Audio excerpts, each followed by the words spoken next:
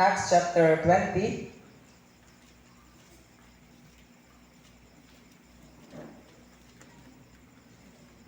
verse 6.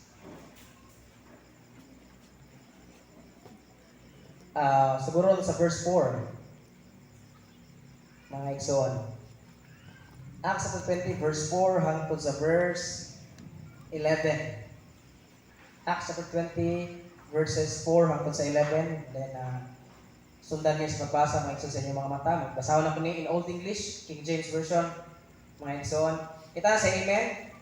Acts chapter 20, verses 4 hangtod sa 11. And there accompanied him into Asia, Sopater of Berea, and of the Thessalonians, as Aristarchus and Secundus, and Gaius of Derbe, and Timotheus of Asia, Tychicus, and Trophimus.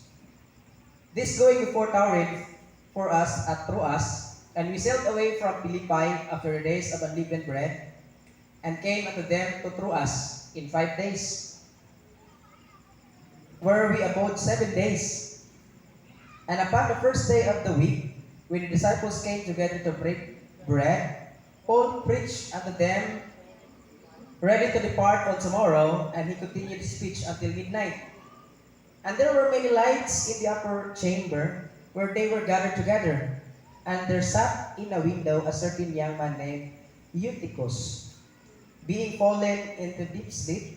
And as Paul was long preaching, he sat down with his sleep, and fell down from the third loft, and was taken up dead.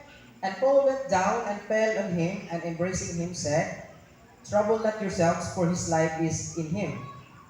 When he therefore was come up again, and had broken bread, and eaten, and talked a long while, even till break of day, so he departed. Ang Diyos, magpanalangin ka na to sa pagbasa sa mga bulong. Let's pray. Heavenly Father, Lord, we humbly bow down and ask for wisdom. Nangit mo, Lord, tuon mo sa iyong mga bulong. Lord, please help us to comprehend from your words of God this evening. Let the Holy Spirit, Lord, magalihok sa mga ng kasing-kasing, Lord. Please speak through us. And Lord, please ipapot ka na mo ang gusto ni mo nga mensahe ka na pagkabiyon sa matagusan ng mga kinabuhi. Lord God, make me your ambassador, your mouthpiece. I know, Lord, I am nothing without you. In Jesus' name we pray.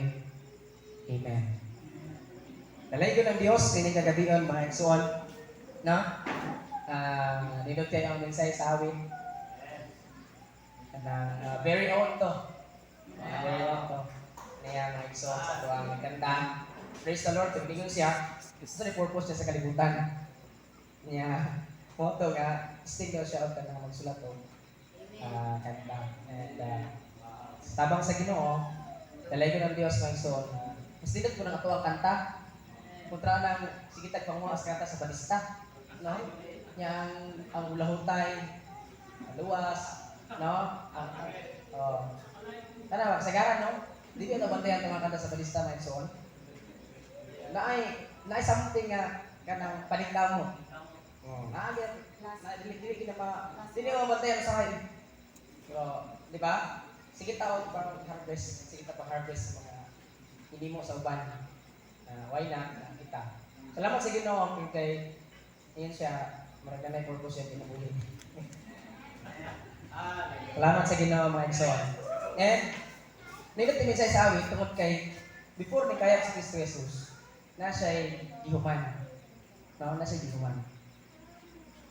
And then parang ka na ito ang tanan mga igsoon. Mo ito ang mensahe sa awit. And sa mensahe po karon, sama na po sa gibuhat ni Kristo Jesus. Wala siya ni kaya kung wala na plastar. Si Paul, nakita nato din yung mga igsoon. Kano gud ni? Third journey na po sa Paul. No? And ning layag sila og 5 days mga igsoon, no? Gikan sila sa Philippi, padulong sila sa Troas. Ang Troas na dito sa Asia Minor, Turkey. Akbang ni ang Philippi naman ni sa Greece. Europe, niya ang Asia Minor, Turkey, sa Asia pa na. No? Ang layag nila kanadto 5 days ang gilayag ni Apostol Paul. Nasa kauban, yung kauban, mga lisod ng pangalan nila. Si si Sopater, no, Oberia, si Aristarchus, si Kundus, ba po yung anak, pangalan na to, nanay ang pangalan sa mga anak mo, si Kundus. Pero dito tila mga karaan ng mga pangalan mga ekson, naka-almanaki, yung mga pangalan mga ekson. Muna kauban ni Paul, ang kauban niya si Timothy, o si Tychicus, o si Trophimus, kauban niya sa ilang layag. And alangan, ako yung po na writer, si Luke, no? Kauban nila si Luke, kasi Luke may nagsulat, mga ekson. 5 days silang layag, naabot sila dito sa Troas, no? 7 days sila nagpabilin dito sa Apostle Paul. 7 days. At dito sa 7 days ni Paul, mga igsoon, wala siya ning lakaw. Kung wala siya inuman. Wala siya ning lakaw. Pag tanaw na ito mga igsoon, kining istorya, ato may numan, si Tychicus Firmente. Pero the message is not about Tychicus. It's about Paul. Pero sa'yo na ito may numan, si Tychicus, nahulog ba ito? Si Tychicus, si Eutychus. Nahulog si Eutychus ka naman. Kaya mo kaniwalis Pablo. It's not about Eutychus. It's about Paul. Mga igsoon. Ang message sa karon kagabion, okay? The things that Paul give quality in his journey. Itagaan niya ang quality. Past tense na itong gave kay manaman. Gave quality, no? Itagaan niya kalidad sa iyong journey, mga igsoon. Di ako muna 7 days. Pitura siya kadlaw dito sa Troas. Pero sa iyong 7 kadlaw mga igsoon, before siya nilakaw pagkaugma, hangtod tuwang gabi. Lahi man tanong kay biyahe kugma sa iyo tungtong. Pero si Paul dili. Tanaw niyo mga igsoon ang adagan sa istorya din Si Paul naagit siya mga butang itagaan niya kalidad. Sa diyang niadto siya dito sa isa yang journey, padung siya naagit siya sa Troas. O dito sa Troas, sunod sa 7 kadlaw na ay gipagtagaan ni Pablo mga butang nga gitagaan niya kalidad mga igsoon. Una nga butang, gitagaan niya kalidad ang iyang pagtudlo. Preaching and teaching. Preaching and teaching. Paano ba sila? Magkuyog naman na ang pagtudlo o pagwali. No? Laliman ka mga igsoon si Pablo, katong 7 kadlaw dyan. Wa niya gisayang-sayangan na. Lahi man tanong kay agigan pa kung kuhan ka magbiyahe jet lag. Ano ba jet lag? Jet lag, may plano. Jet lag, pag nagbarko. Ha? Park lang. Diba? Ako'y pa kayo, relax ako. Kaya maguman, bihay ko ugma, relax ako. Si Paul, wala. Bye, kitagaan din kalidad ang pagwali. Kaya yung grab dito ang pagwali mga igsoon. Pero, makita na to, naiwa kasabay. Awa kasabay mga igsoon, si Eutychus. Kung si Pablo, kitagaan niya o kalidad ng pagwali o pagtudlo, si Eutychus, one niya na grab. Wala kung pinatagaan o kalidad niya pa paminaw. No?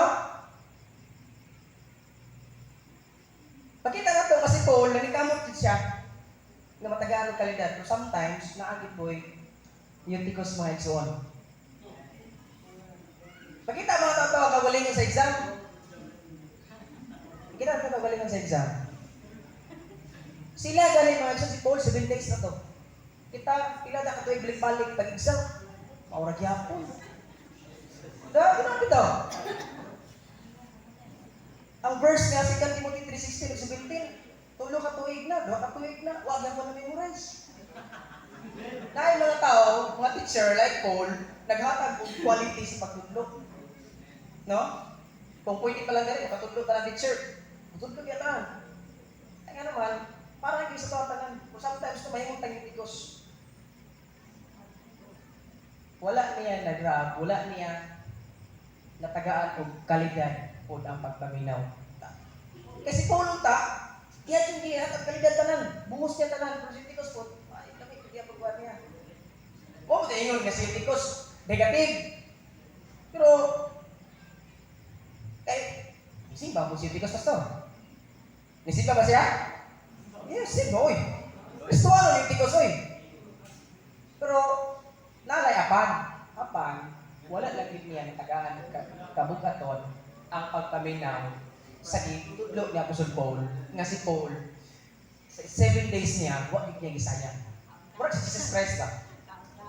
Wag siya ning kaya kung wala na plastar, wala siya nakatudlo sa apostoles, wala na plastar ang iglesia, wala siya katukod ang iglesia. Kaya kung wala na kitukod ang iglesia, wala yung padayon sa ministry. No? O, ito na uban na daw. Okay lang, pastor, wala church. Dili, ano man? Si Kristo Jesus nagtukod ng church, kaya ang purpose niya, pagkayag niya, na yung padayon sa ministry niya. And ang church, gimo niyang pillar and ground of truth. Kaya kung wala siya church, taga para church, dili na truth ang dinala. Kung kita ang church, yan gimo nga, magpadayon hangtod sa wala katapusan eh. Now, naging church perpetuity. Di mamatay ang church na igsoon. Kaya kung mamatay ang church, wala church bearer, wala na truth bearer. Kaya madawa, kuha na, kanang, masa na gospel, social gospel, prosperity gospel, masa na mga gospel, believe na gospel of Jesus Christ, mga igsoon. Muna nga, si Kristo, wala yung siya ng kaya kung wala ng plaster ka lang. Quality dito talaga Kristo Jesus. Like Paul, lalo pagka Paul, wala siya ng lakaw for 7 days. Yan yung itagaan o kalidad ng pagtudlo o pagwalig niya, mga igsoon. Sa pastor o sa member sa church, vice versa na adin niya yung mensahe, mga igsoon. Sa pastor ni, nihatag siya og quality. Kung sa membro po kasi Tychicus, nihatag po siya quality. Pero sometimes, sayang. Gisayangan ni Eutychus ang opportunity, mga igsoon. Kaya, pagkaugma, wala si Paul. Sayang nga, uy. No? Sayang nga, uy. Wala na si Pastor Puan. Nya, akong notebook pagid na, pagid ka akong notebook. No? Kaya beta, kaya magsalit yung notebook. Tinod ito mga igsoon, no? Kadang kita, nakaka-istorya. Nya, sa notebook na ko. Wala di familiarize. Nya, buwan ang notebook ni mo, nawa ko tanan na. Ay mong 4 years, 3 years sa Bible school, nawa ko tanan. Kaya mong kaibalo, imong naibang nagtuwa sa notebook. Walay kalidad, mga igsoon. Okay? Dili man tayo ng mga igsoon nga dapat pastor kanang kada word memorize sa tanan. Kung dili pa inana. Kung dili papamiliarize na to ang mga verses, mga igsoon. Okay? Kaya sayang. Sila 7 days ra ganito. Kita years. Pila ka years na? Oh. Di ba? Kaya pag-exam. Verse. Kaya po na. Sayang, mga igsoon. Ikadua, mga igsoon, nga gihatagan og itagaan og kalidad ni Paul sa diyang nga siya sa Troas for 7 days ang pagsimba nila dito. Worship ba? Nalimang nga itong simba nila dito, mga igsoon. Kanang nigwali si Paul hangtod pagkagabi. Dili ko ito wali na tanan. Magamit tayong mga antap sila. Hindi na po sila kaon. No? Anong worship ba? Tama, hindi. Pagkaingon ng pastor nga, hangtod gabi, pastor, sige sinimbahay na. Nagkakaon sila, uy. Tapos sila pagkaon. Tungkol nga, nisto ba? Hindi ba tayo nagkakandra? Basketball. Highlight mo din ang ipan.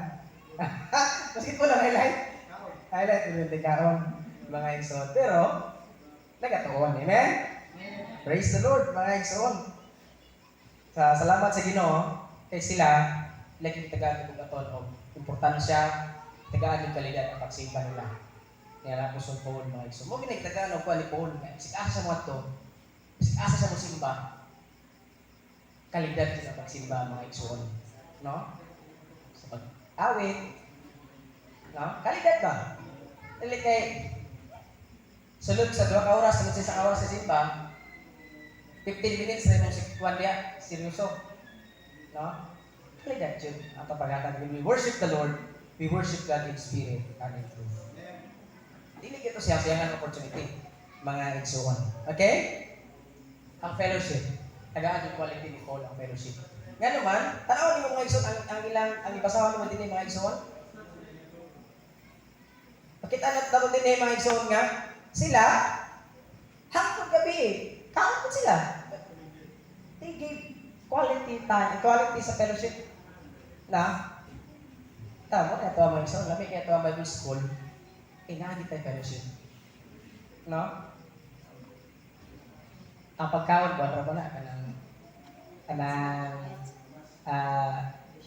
additional naman na. Pero lahi na gid ning kalipay, no? Kita na ita sa matag sa ubusan. Pag nabi ka sa imong church ra for pila ka days, lahi ra pud. Kaya fellowship tinulog to, lahi pud to klase sa fellowship. Pero kinainani ba? Hindi ko sa fellowship, lahi ra mga igsoon. Mugrow ta in fellowship mga igsoon. Tagaan din nila og tanawa sila dinhi nagdalas ng mga pagkaon, patagos-ubusan nila hangtod pagkagabi. And last mga igsoon, ito nagluang langan. Tagaan nagkalidad di Pablo yung oras. For 7 days, pagit din siya ang oras. Muna yung sa ni Paul sa Ephesians, redeeming the time. Pina-redeem din niya ang time mga igsoon.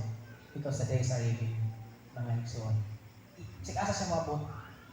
Kung talo ka ng natay spirit life phone, kaya ka ng kinsa ang matubang, gobyerno man na tigbantay na prisuhan, kinsa niya may istorya. Insert nila gamitin niyang gospel. Every time nga nasa tawag ng istorya, gospel ang gawa siya baba. Sometimes so kayo sahay, dili kita ni dili kita malingla to pagaling nga. Usahay na yung mga pagpaghisgot talaga tao mo sa baba, ana ay miskay katong tao na maluwas kay katong sangyawan.